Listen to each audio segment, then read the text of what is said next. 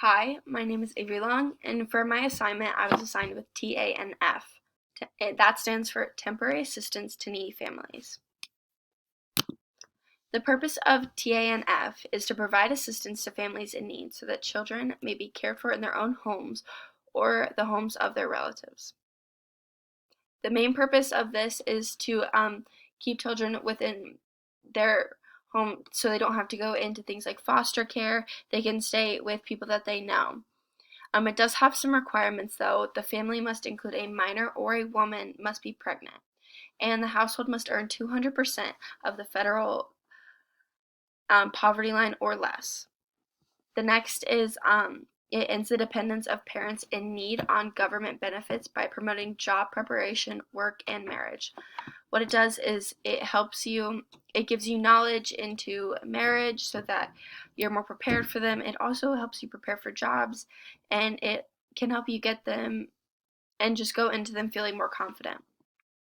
The next thing is it prevents and reduces the incidence of out-of-wedlock pregnancies and establish annual numerical goals for preventing and reducing incidence of those pregnancies.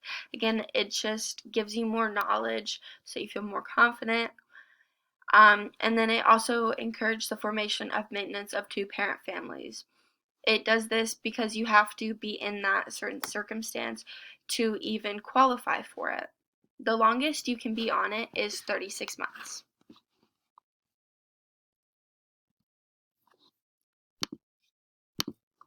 So the two articles I read was the first one was more against it, and then the second one was not necessarily more for it, but it was giving more information to it. The first one was against it was 7 ways to improve TANF and help families advance. The first one is adopt comprehensive individualized career and family success plans that prioritize solutions at work. The second is to increase spending on core activities that support families' short-term and long-term success. The third is increase TANF block grant levels and index TANF to inflation to provide adequate assistance to support families' basic needs. The fourth is to integrate services that support family. The fifth is to eliminate the benefit cliff effect. The sixth is to measure TANF outcomes aligned with WIOA performance measures.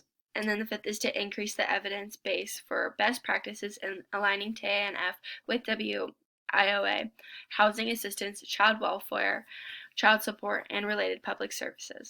WIOA stands for Workforce Innovation and Opportunity Act. So overall, what they're really trying to do is get people the resources they need to get a job and better themselves. The main point of this whole article was that these steps are taken to improve the act and almost make it more to the times.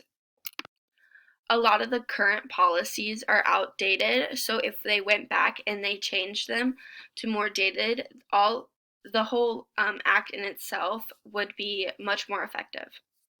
The next article I read was this article is by the Ohio government, and it was just giving information on TANF and some of them.